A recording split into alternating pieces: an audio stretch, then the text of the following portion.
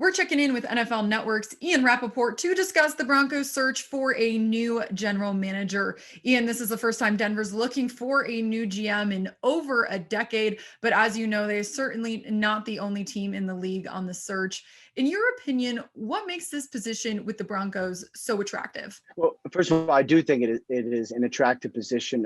It has final say. Not all of the general manager jobs out there do have final say, and it's not something that is make or break. You can have a great GM job without final say. I think Seattle is certainly one that does. There are several others, but for this one, it does have final say, which means if you're the general manager, you make the big decisions. You would be involved and have the final thought on who you draft, who you trade for, who you sign. Obviously, if things don't work out with Vic Fangio, which everyone hopes you do, and a new GM would be on board fully with Vic Fangio, but he would be the one making the decision there. This is a big time job in part because you have final say. I think the other thing is Broncos are a great franchise. There's only 32 of them, so I think most candidates would probably take a GM job, whatever it is.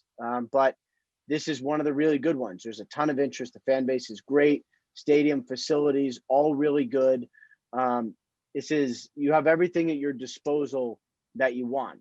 You have some work to do, certainly have some decisions to make.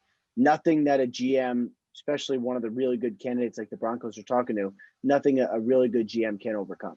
Ian, there are five main names the Broncos are reportedly looking at for this position. You got Champ Kelly, George Paton, Dave Ziegler, Terry Fontenot, and Brian Stark. What qualities do you like about some of those guys, and why do you think some of those guys would be a good fit here in Denver? Well, we'll start with Champ Kelly, obviously a popular candidate. Had an interview, I believe, recently with the Carolina Panthers, and has been on the interview circuit for a couple of years. Great guy, great evaluator. Very, very familiar with Denver. And, I think that would be one where the transition would be seamless. He would be a great candidate. George Paton is a really intriguing one as well. Probably just based on his resume, as qualified a candidate as you could really ever imagine. I mean, the only candidate with as deep a resume as George Paton would have been Nick Caserio, who just, signed a huge deal with the Houston Texans.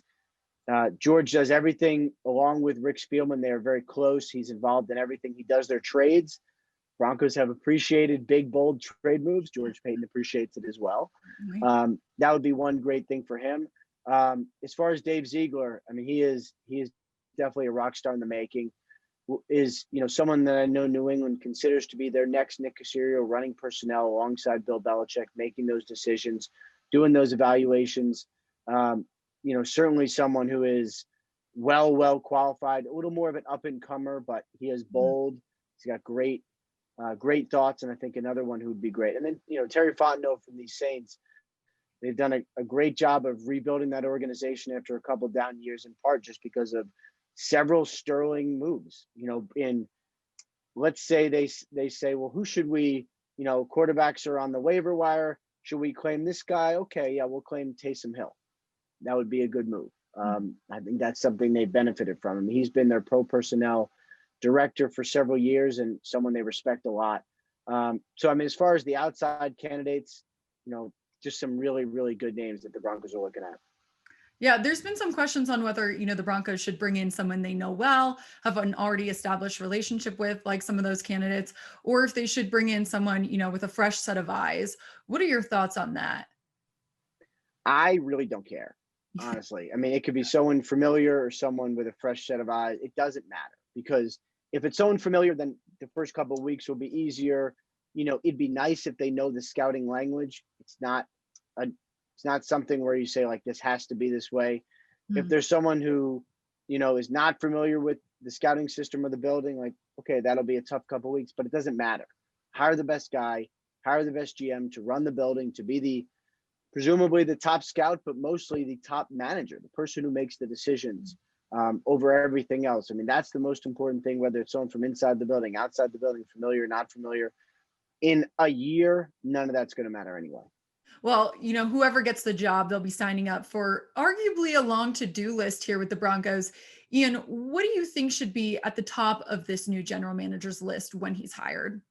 I would say figuring out, is Drew Lock the quarterback of the future? I mean, you can't argue that Drew Lock has shown flashes. Talent-wise, he's got it all. He's a good guy. I think he's the guy the players like to follow. Mhm. Is he good enough on a consistent basis? That's something that I don't know the answer, and I don't know that anybody knows the answer.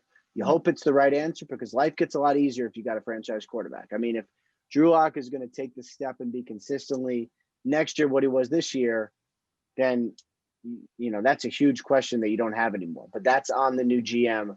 First and foremost, is Drew Lock our starting quarterback for next year and maybe for the next 10 years? If he is, life is good. If he's not, you better find someone who is. Yeah. And going off of that, how do you think a new GM will value some guys like Justin Simmons or Von Miller, guys whose futures in Denver are still up in the air right now? Well, I don't know who the new GM is going to be, but I would imagine whoever it is would love to have both of those players. And Justin Simmons is the kind of, he's a great player. He's a great person. He's awesome in the community. He's going to be expensive. Great players are often expensive. That's someone who you race to sign if it were me. Von Miller's another one. I would imagine he finished his career in Denver. I think he would like to. I know everybody would like to. I got to assume that a new general manager will find a way to get it done. Generally, you don't start off a new regime saying, I'm going to make sure to get rid of some of our best players.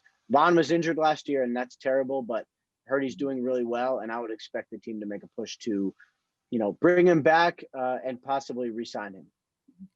Well, Ian, really appreciate your time and your insight. Thanks so much for chatting today. All right, great hanging out with you. Take care.